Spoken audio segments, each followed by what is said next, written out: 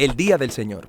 Esta es una frase de la Biblia que las personas religiosas usualmente usan cuando hablan del fin del mundo. Sí, cosas como el Armagedón o el Apocalipsis. Quizás estés familiarizado con esta imagen de Jesús regresando en un caballo blanco. Él tiene una espada para traer el juicio final. Todos quieren saber qué va a pasar. Entonces, muchas de estas imágenes vienen del último libro de la Biblia. Pero para entenderlas, tienes que regresar al primer libro. Cuando la historia comienza, vemos a Dios crear un mundo asombroso. Luego, Él les da a los humanos el poder para gobernarlo en su nombre. Pero los humanos son tentados por este misterioso personaje no humano que les hace una promesa. Podrás definir el bien y el mal en tus propios términos y ponerte en el lugar de Dios. Justo lo que ellos hacen. Las historias resultantes se tratan de las relaciones rotas y la violencia que esto ocasiona. Sí, esta promesa crea enormes problemas. Ahora, todos tienen que protegerse a sí mismos y luchar por sobrevivir. Todos están usando la muerte como un arma para ganar poder. Todo lleva a la historia de la construcción de la ciudad de Babilonia. O en hebreo, Babel. Todos se unen para elevarse a ellos mismos al lugar de Dios.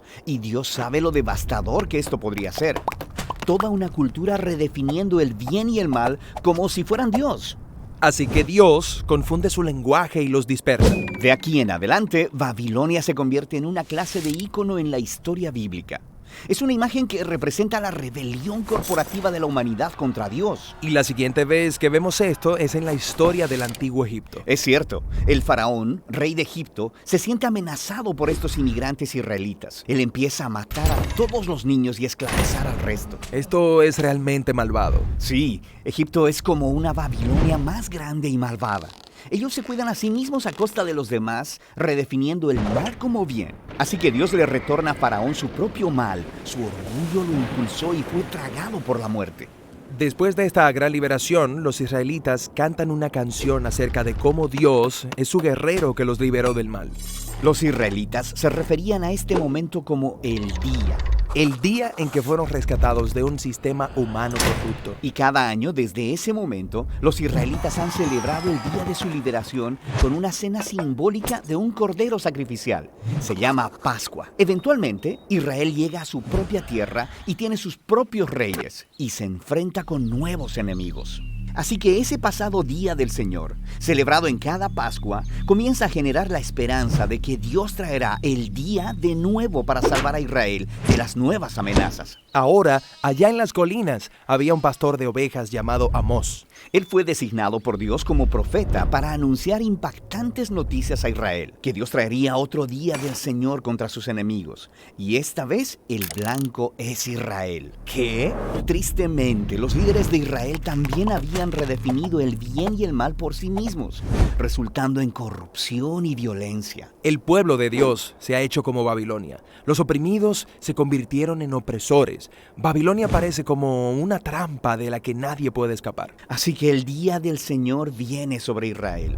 Son conquistados, llevados cautivos al exilio. A partir de ese momento, Israel sufrió bajo el gobierno de continuos imperios opresivos. Esta es la historia en la que nació Jesús. Sí, en ese tiempo el imperio opresivo sobre Israel era Roma. Entonces, ¿va Jesús a confrontar a Roma, deshacerse de ellos? Bueno, no. Jesús vio como el verdadero enemigo a ese mal misterioso y no humano, ese mal que había seducido a Babilonia, Egipto, Roma e Israel. Toda la humanidad se ha rendido a la promesa del poder del maligno. Esto es lo que Jesús resistió solo, en el desierto, cuando fue tentado a utilizar su poder con fines egoístas. Pero Él no lo hizo. Después de eso, Él empezó a confrontar los efectos del mal en los demás. Empezó diciendo que iría a Jerusalén para la Pascua, para una confrontación final con el mal de Israel y Roma, muriendo. Morir. Pero eso luce como un fracaso. Jesús dejaría que el mal agotara todo su poder sobre él, usando su única arma verdadera, la muerte. Jesús sabía que el amor y la vida de Dios eran todavía más poderosos, que Él podía vencer al mal volviéndose el Cordero de Pascua, entregando su vida en un acto de amor. Y algo cambió ese día. Cuando Jesús derrotó al mal, Él abrió un nuevo camino para que cualquiera pudiera escapar de Babilonia y descubrir esta nueva clase de poder, esta nueva forma de ser humano. Ok. Así que algo cambió, pero el poder del mal todavía está vivo y funcionando, y nosotros seguimos construyendo nuevas versiones de Babilonia. Cierto. El último libro de la Biblia, Apocalipsis, apunta hacia el futuro y el último día del Señor. Es cuando el reino de Dios viene a confrontar a la Gran Babilonia. Es la imagen de todas las naciones corruptas del mundo. Sí, eso es todo. El Armagedón, el juicio final. ¿Cómo acabará Jesús con el mal? Bueno, no es lo que podrías esperarte. En Apocalipsis, el Jesús victorioso se simboliza con un cordero sacrificado manchado de sangre. Y luego, cuando Jesús llega al final sobre su caballo blanco para confrontar al mal, Él está manchado de sangre antes que la batalla siquiera comience. ¿Premanchado de sangre? Eso es una imagen extraña. Más bien, Él venció con su sangre cuando murió por sus enemigos. Y la espada está en su boca.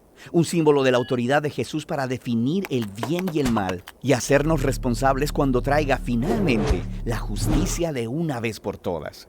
Y así, mientras tanto, el Día del Señor es una invitación para resistir la cultura de Babilonia.